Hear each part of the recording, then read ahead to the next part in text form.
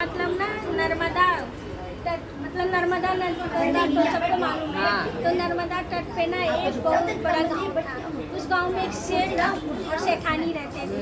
तो वो लोग ना एक नियम पालन कर रहे थे। बोलते ना उपवास से ज़्यादा नियम अगर पालन करते हो आप तो उसमें भी आपको उतना ही फल मिलेगा। तो नियम पालन क्या करते थे, प्रदोष के दिन, प्रदोष काल में मैंने वो लोग नर्मदा में स्नान करते थे। वहाँ से कंकड़ निकाल के उनका पूजन करते थे और घर पे लेके आते थे।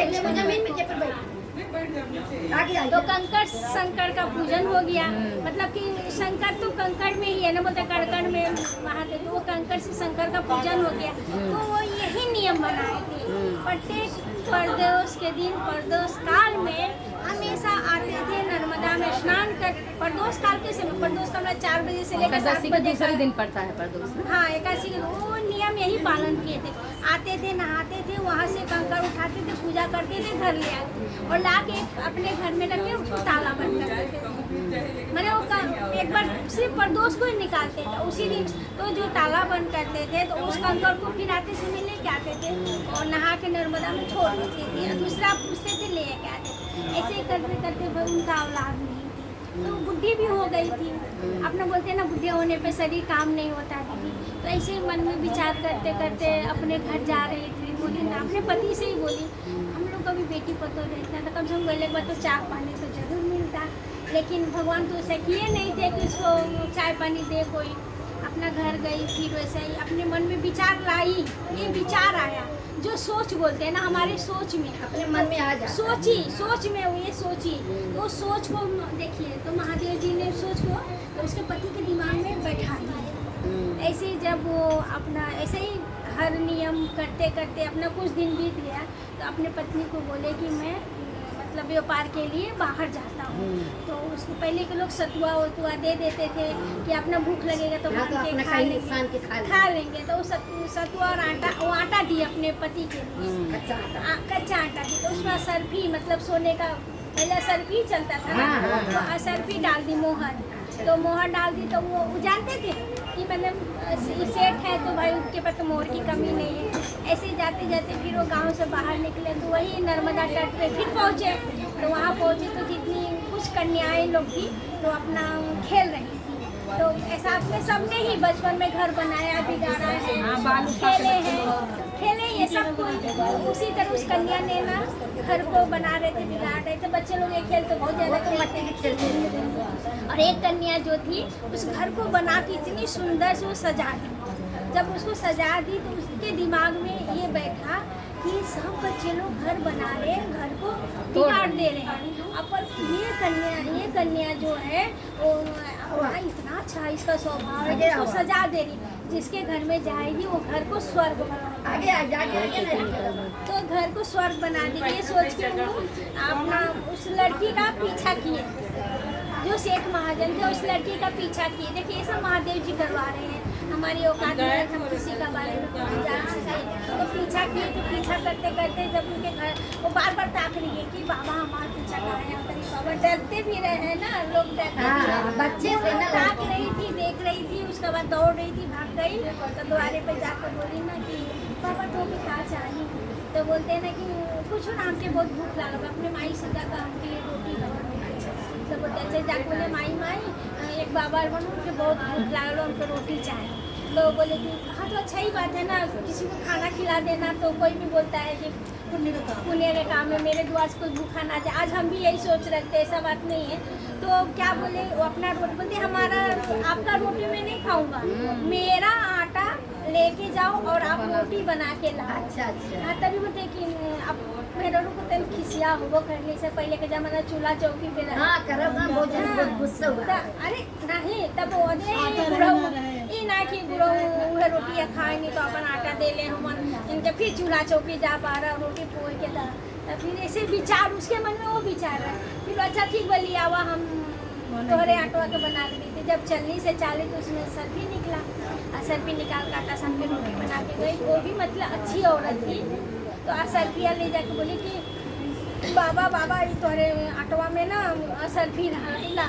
तो बोलते कि तू रख ला बच्ची। हाँ, तो बोले कि ना हम ना रखब, तू ले ला। तो फिर भी बोले कि ना रख ला। तो बोले अच्छा ठीक है। तो ऐसे बात बोलते ना कि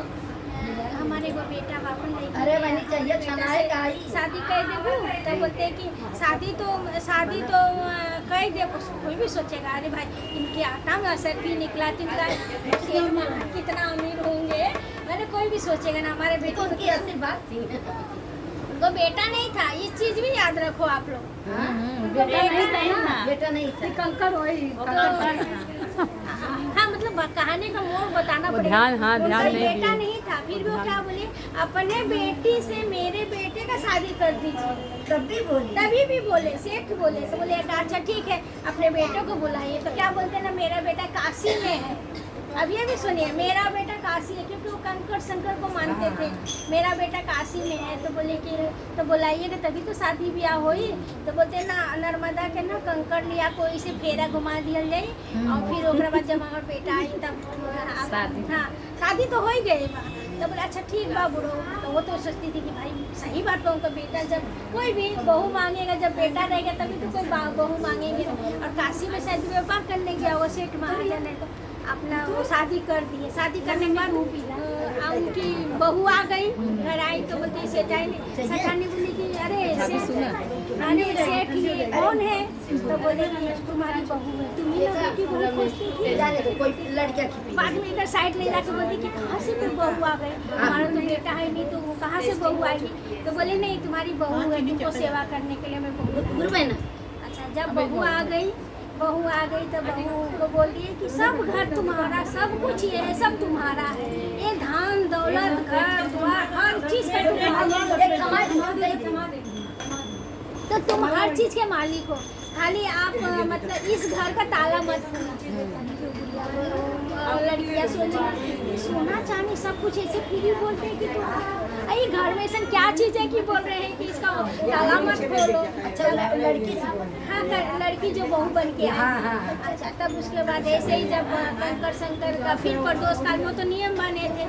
फिर प्रदोष काल में वो गए अपना कंकर लेके शंकर फिर आए ना। तो फिर उसके बाद ऐसे ही पड़ोसी ने वो भाई सबके पड़ोसी सबके जन्म को होते हैं सबका होते हैं। हाँ तो वैसा ही जब उसके बाद उसे बोले ये बताओ कि तुम कौन हो? किसी का बेटी मतलब बेटी आई होगी कहीं बहन हो इनका। बोले तुम कौन हो? तो बोले कि मैं इनकी बहू हूँ। अरे बहनी उनका बेटवा है ना है तो कहाँ से तुमका तो आए गए? तो बोलते ना उनका बेटा ना काशी में गई ना इतना कह के वो अंदर चली गई। तो बोलते हाँ बोलते बताओ दूसरे के लड़की के लिए आके लोग झूठ काट बोल के रख ले होंगे अपने घर में। इतना तो दिमाग में डाल दी पड़ोसी इनका बेटा नहीं है, इनका बेटा है ही नहीं है। तब फिर वो क्या बोलते हैं, तब ऐसे करते करते ना बोलते अम्मा आपके लड़का कब आई हैं? 6 महीना साल भर बीत गया। अच्छा तो बोलते आज ही बचवा जब व्यापार सुन टाइम मिले ना तब आज बोल के वो अपना चली गए। तो फिर कंकर शंकर का दिन प्रदोष काल फिर समय आया तो उस कंकर को ले जाने को लोग भूल गए। गंगा मतलब नर्मदा नहाने हाँ साला जो मारे थे कंकर को वो भूल गए। ऐसे ही दोनों प्राणी उठे और चल दिए नहाने प्रदोष काल के समय ही जाते थे और सुबह में नहीं जाते। गए ना तब वहाँ गए तो कहीं बोली कि घर में का जने का बुढ़िया वो ताला मारे हम तोड़ के देखा के घर में काहे हमके माना बाई घर के बाकी इतना सोना चांदी सब कुछ आज़ादी बा। हर घर जाइए घर में काहे मना करे? ताला तोड़ी देखी तो इतनी सुंदर सा युवक थे उस घर में क्योंकि कंकर ले जाने को लोग भूल गए थे। अब वो एक युवक में बोले कि आप कौन है? तो आप तुम्हारा पति? तो हमारा पति अच्छा है। फिर अब अच्छी सी कहीं जाइए मत, खूब ताला बंद कर दी फिर से अच्छा ताला बंद कर दी। तो जब वो उसके सास ससुर आए अम्मा वो आ गए ना तक तो आपके बेटा तो क्या चिढ़ा गए कि भाई हमको तो औलाद है ही नहीं, झूठ बोल के शादी के कहाँ से बेटा आएगा? जब बेटा ने तब फिर बोले कहाँ है? तो ही घरों में बंद करते हैं जो घर डाक माना। तो ताला फिर तो खोलने के बाद तो फिर वो बोले आप कौन? बोले कि अच्छा बहुत है ये काम कर लिया हुआ था। तब जब कुछ भी बहाना करके हटाए दे बोले कि ये बताओ तो कौन हो? तो बोलते हैं ना कि हम आपके बेटा आए। तो हमारा बेटा तो है ना इधर, कहाँ से हमारा बेटा आ गए? कहते हैं कि तू कंकड़ शंकर के पूजा कैले हो और उस कंकड़ का अपना बेटा मान के तू हमके शादी करवलू और आज तू ले जाए के भुला गई हुआ। तो बोले बाबा हमके तोहर बेटा बना के दे देखा घर से जय भोले बाबा की।